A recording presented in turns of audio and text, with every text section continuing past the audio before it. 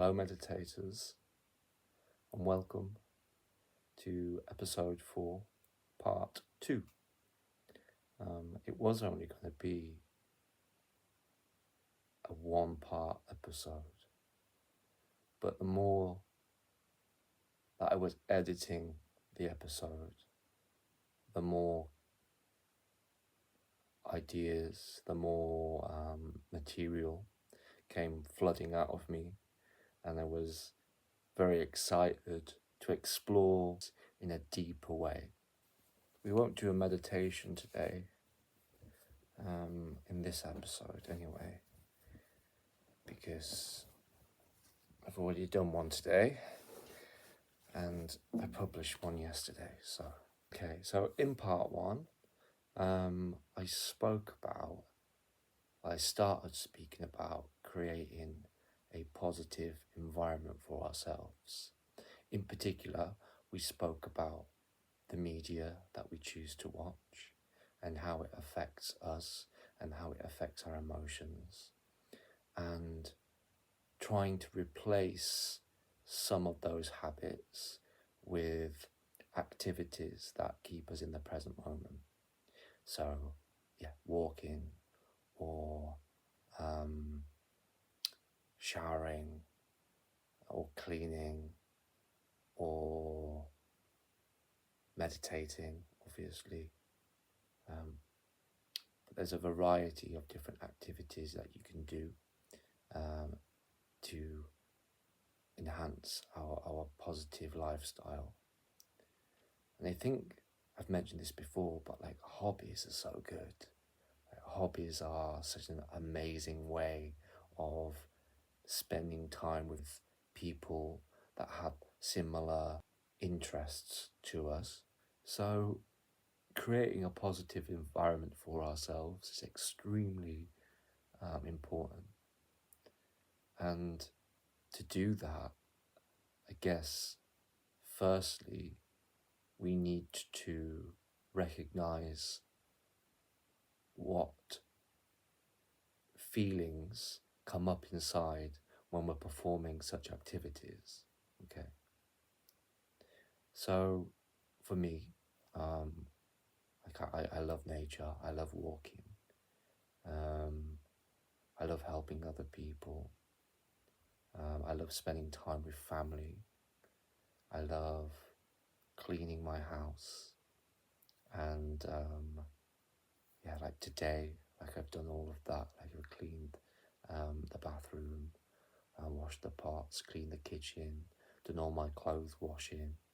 But doing that is enjoyable for me. And the reason why it's enjoyable for me is because I'm loving myself. So those activities of washing the pots, cleaning the kitchen, cleaning the windows, cleaning the bathroom, washing my clothes, I'm caring for myself in each and every single one of those, because I'm creating clean clothes for me. I'm creating a clean environment for me. I'm creating a sort of mind that is clear by doing those sorts of activities. And when I sit down, once I've done those activities, I feel so much more rested, even though I've put so much energy into it and so much, just energy into those activities. I can sit down and I feel so much more content because I'm taking care of myself and I'm loving myself. And I've not been very well this week. I've had a bit of a sore throat, earache, toothache, that sort of thing. And I think doing those activities make myself feel better and feel more healed than if I just watched TV series or listen to certain music. So replacing habits that don't benefit us with habits that do. And that can be extremely difficult depending on the mind that you're currently in at the moment. And if you're in a mind where everything feels like a huge weight and everything feels exhausting, be kind to yourself. Like, that's perfectly fine. That's a part of your journey. But if you can, do one thing for yourself, just to show yourself that everything's going to be okay, and you're going to move out of this state, and you're going to elevate step by step by step. You're going to get to a place where you are more happier than you are right now. Now, this could even be, cutting your nails, or getting a shower, or even making yourself a cup of coffee. It's that little thing where you're just telling yourself, I'm going to take care of you. We're going to be all right here in this situation. So I split my days up in the week into 8-hour slots, because obviously there's 24 hours in a day, and 3 times 8 is 24. So 8 hours of that obviously is sleeping. It's so important to sleep. It's an opportunity for your mind to release images, release situations that are no longer helpful to the mind. Obviously, it's an opportunity for rest and relaxation. It's an opportunity to rest the body and the mind. It's an opportunity to feel cozy and warm, especially in this winter that we're having. It's very icy outside.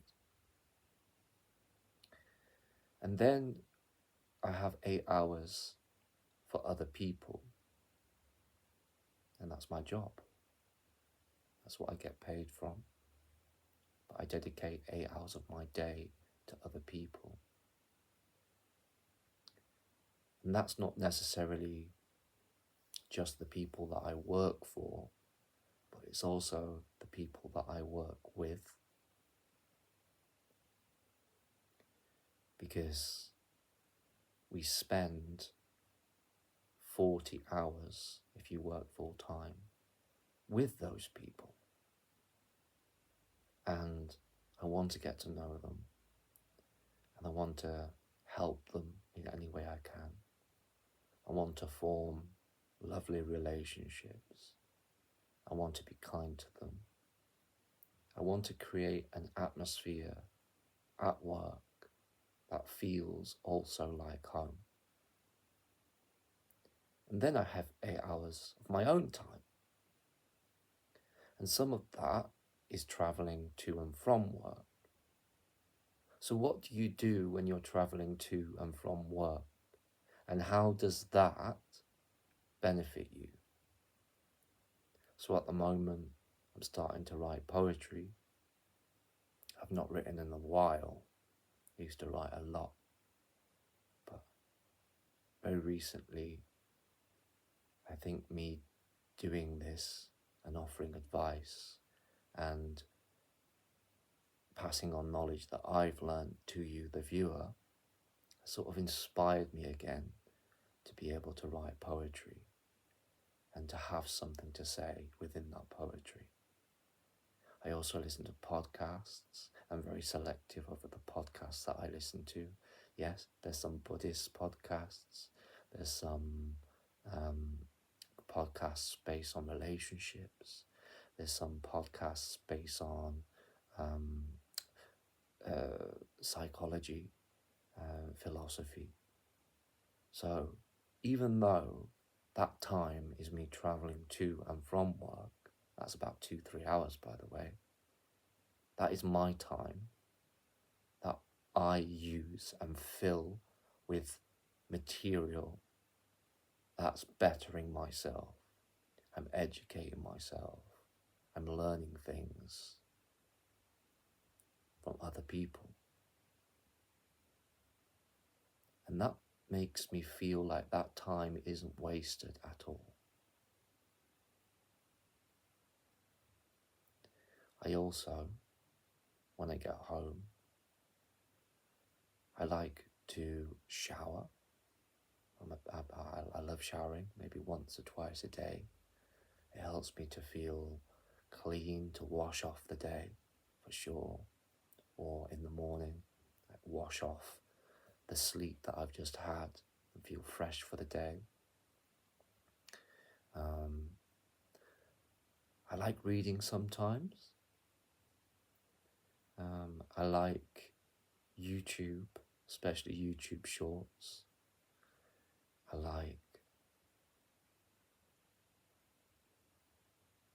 I do like series.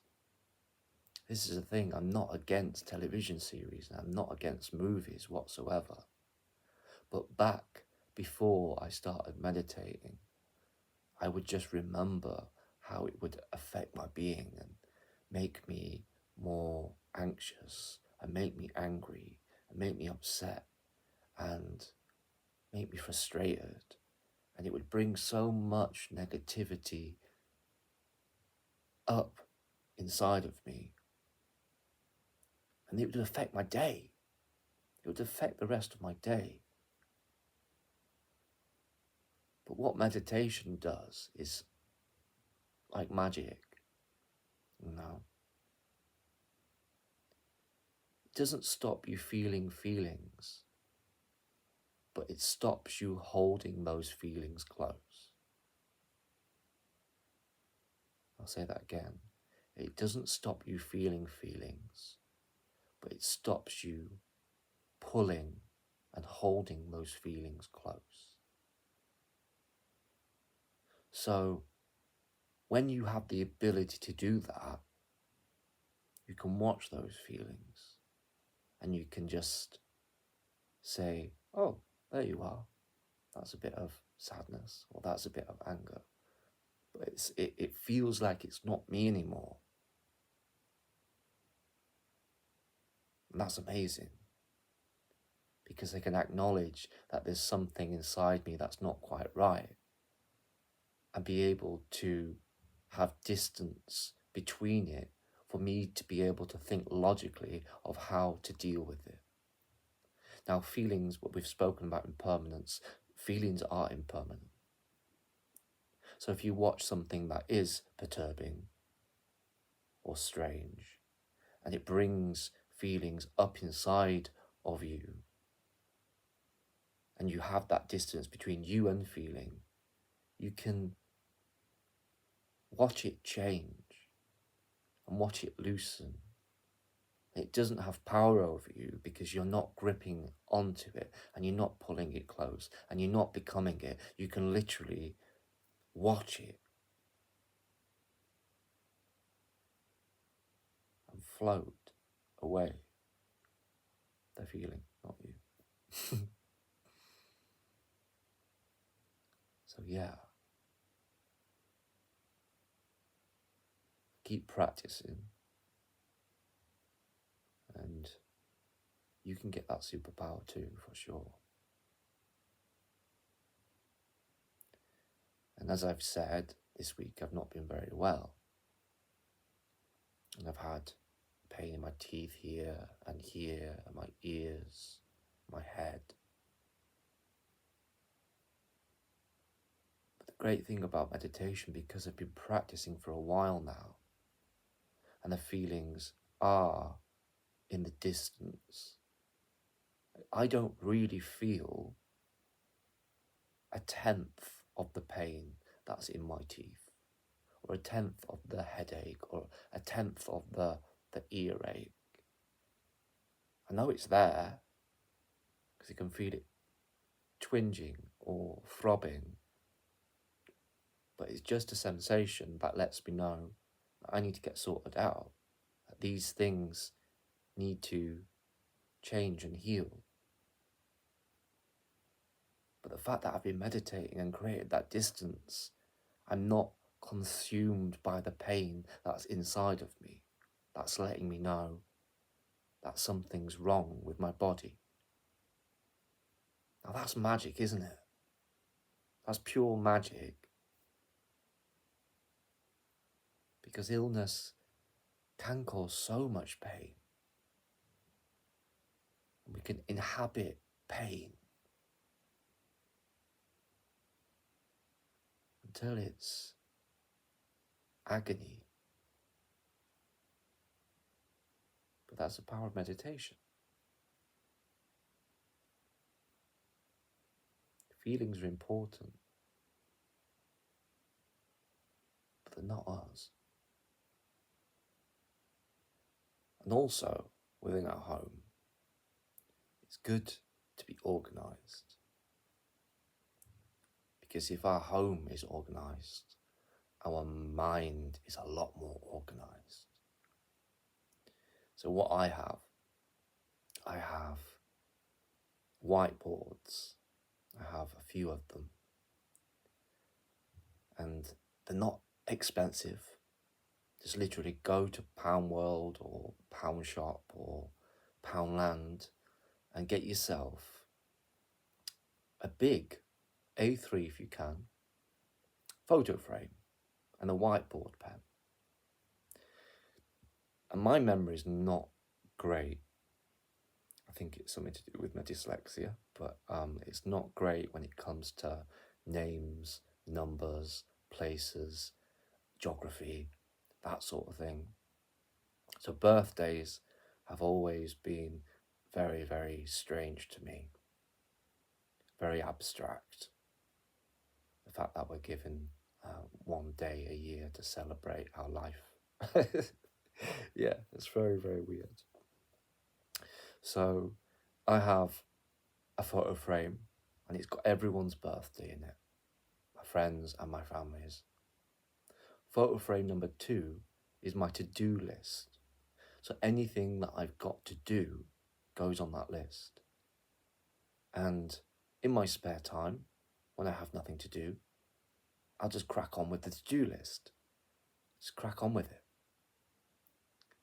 And then my third one is to get list, which is my shopping list. If I have to get a new plug or iPhone charger, something like that.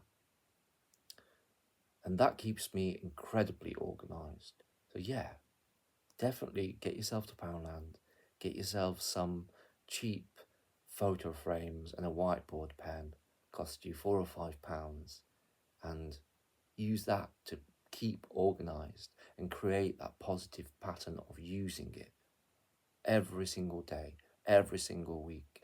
So I'm a big advocate for lists. Love a good list. So keeping your house clean, loving yourself that way, keeping your mind organised by having lists, love yourself that way. Make sure everything in your place has a place. Like if you named something in my house, I'd know exactly where it was and I wouldn't be rumbling about anywhere to try and find it because I know where it is. Now I do have an everything drawer where if I can't find a place for something, I will pop it in the everything drawer, but at least I'll know it's in that drawer, you know? I know Monica from Friends used to have a cupboard, didn't she? And that was her everything cupboard. So I guess my everything drawer is that equivalent for sure. So those things that I've just listed are things that are in your control.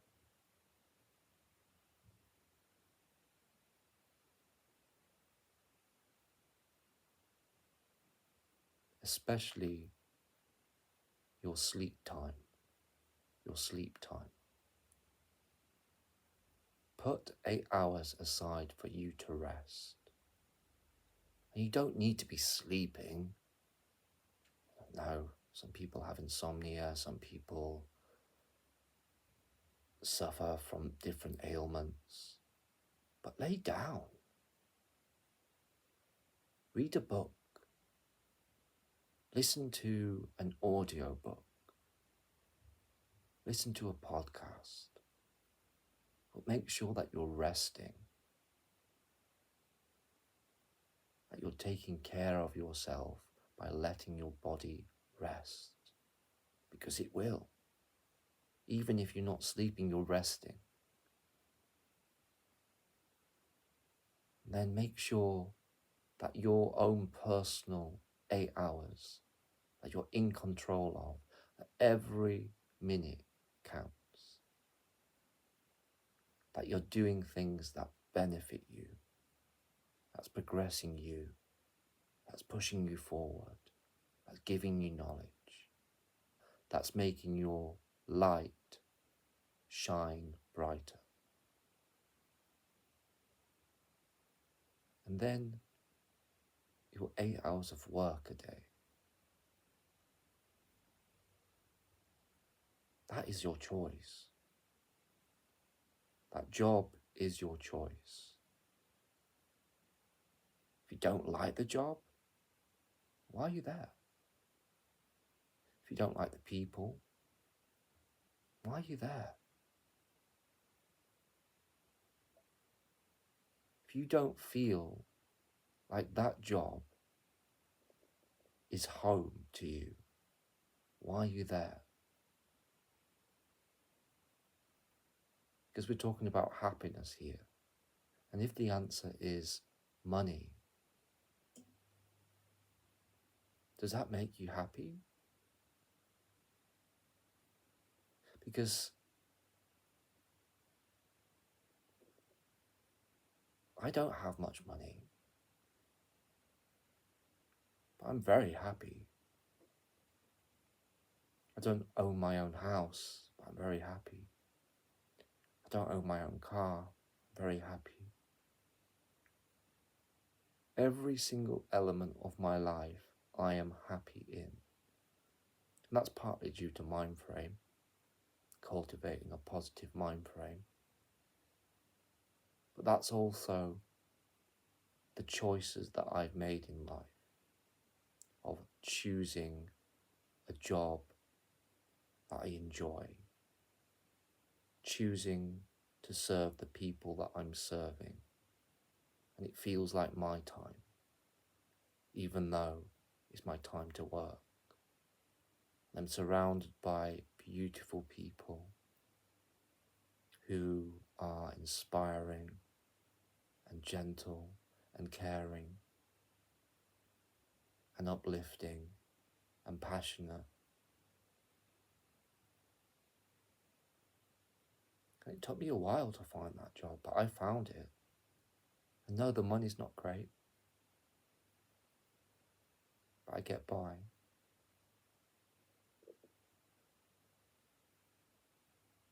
So, your job is your choice. So choose wisely. We'll get into positive mind frames and cultivating positivity and in affecting people with positivity.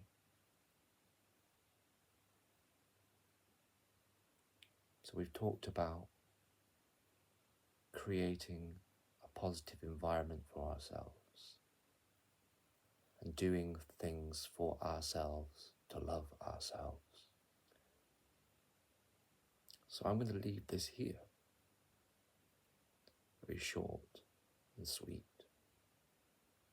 But I really felt the need to come back and expand on the thoughts from part 1.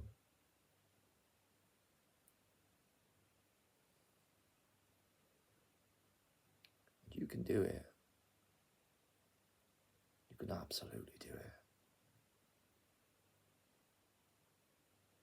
one step at a time, one foot in front of the other, you can do it. And I know that because if I can do it, you can do it. You can cook yourself beautiful food. You can take yourselves out into the world and enjoy what's been given to us outdoors. You can find a job where you can feel completely yourself, surrounded by people that accept you for who you are. You can do it. You can create a resting space and a resting timetable to give you relaxation. You can do things for yourself, just to love yourself and take care of yourself. You can do it.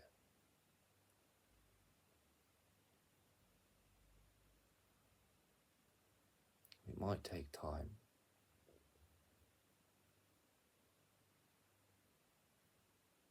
but it starts with the first step of doing one thing and repeating that one thing. And when you're doing that one thing, keep in mind that you're doing it to take care of yourself, to show yourself that you are willing to create a more beautiful life for yourself. And you'll get there.